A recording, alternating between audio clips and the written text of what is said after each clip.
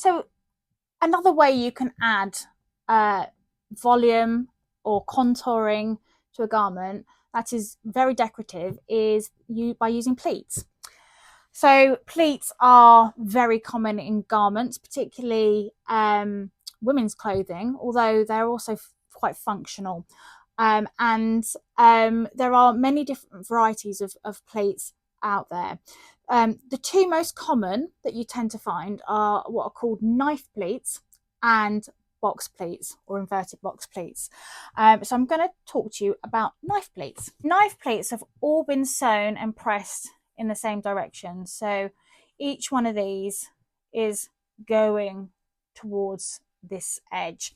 Okay, it's very common to find this style of pleat on sportswear when they are sort of uniformed a bit like this, but they're also used in slightly smaller amounts on things like sleeves, so or cuffs. So if you're inserting a cuff into a sleeve head, in order to sort of help contour around the narrower part of your wrist, you often find little pleats that are put into the fabric, and then the cuff on top of that.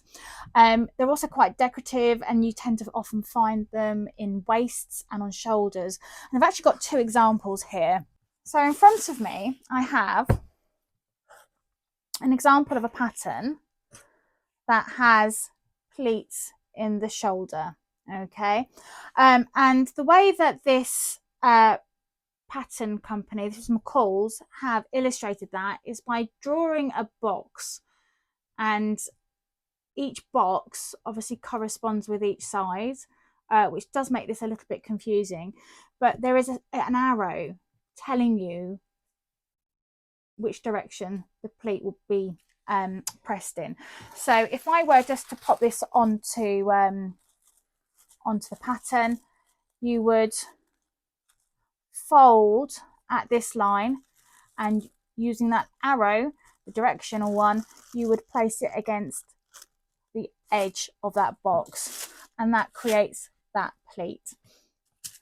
So here, this is another example of a pleat. So actually this is the edge of a sleeve.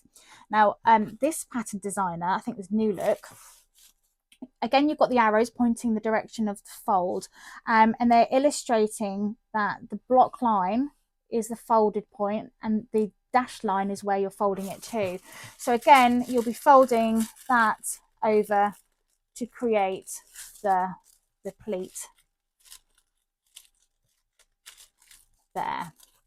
So so they do feature on patterns, and they do vary in their pattern markings, but generally speaking, if you've got a knife pleat, there'll be directional arrows as to which direction you need to put the pleat in. So we're going to look at how you transfer these pattern markings onto the fabric.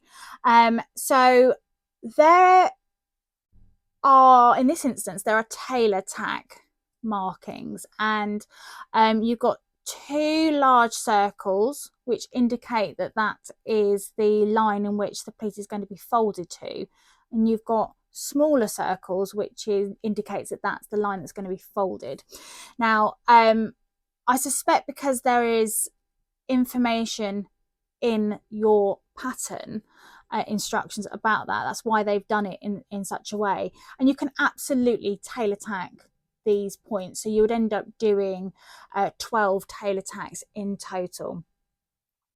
I, however, prefer to snip the edges of the boxes and possibly put a little bit of a marking on to indicate whether it's the folded line or the line that's being folded to.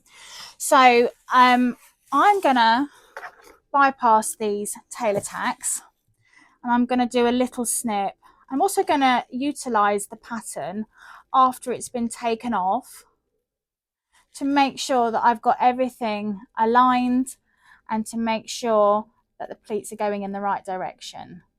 So there we go. I've now marked those, and I'm going to remove the pins. Okay, so I guess what's important in relation to this pattern is that it is mirrored. Okay, so you want pleats being put in that direction and then pleats being put in that direction. So what I'm going to do is I'm going to just sense check the direction of where my pleats are going to go.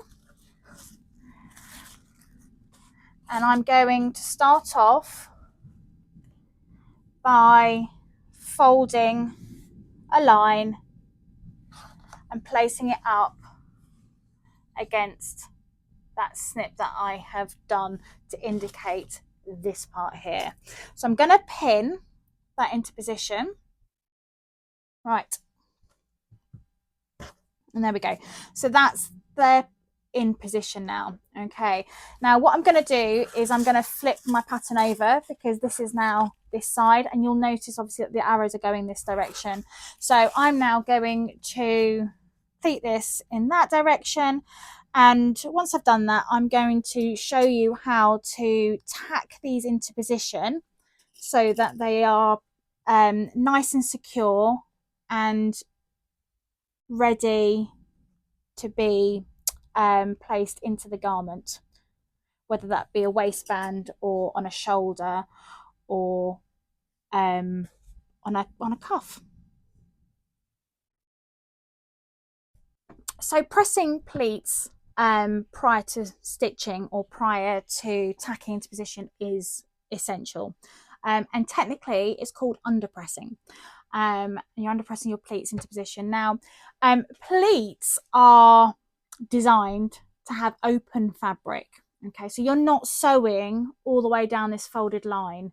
You might be able to sew down a little bit and then have the open fabric, but if you were to sew all the way down to, say, a hemline, actually that would make it more like a tuck, which are different things. So we're going to start looking at pressing this, and obviously depending on the style of garment or how stiff the fabric is, you may want to press all the way down just so you've got a really sharp pleat. However, with this particular style of pattern, because these are on the shoulder, I'm just going to press here. Okay, and once I've pressed it, I can actually remove the pin to close up any holes and to keep that all nice and secure. Okay, so can you see by pressing that we're creating a really solid structure. So I'm going to replace those pins to stitch it, but then that's it. That is ready to go. Right, so I'm just going to tack these in place. So what I'm doing is using a basting stitch. A basting stitch is the longest stitch length you have on your running stitch selection, and I'm going to baste inside the seam allowance because all we're doing is basically tacking this in using stitches opposed to requiring the pins to keep everything in place, and that's because we're likely to need to sew a waistband or a cuff or something over the top of it, and if you've got pins there holding your pleats in, there's a good chance that everything will shift, or you'll end up accidentally sewing a pin into the garment somewhere. We don't want that. Very painful. Okay.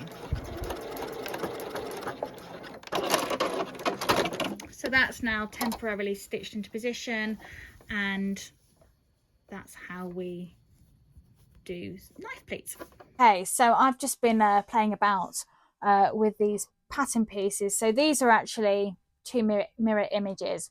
However, when I was basting them, I thought, oh, I wonder if they're going to work together as a pair. So you can imagine one could be on a front shoulder and one might be on the back shoulder. And actually, I think that looks really pretty. So this is really just to demonstrate how pleats can be used to create not only structure, but also a very, very, very beautiful finish, which is quite decorative and couture.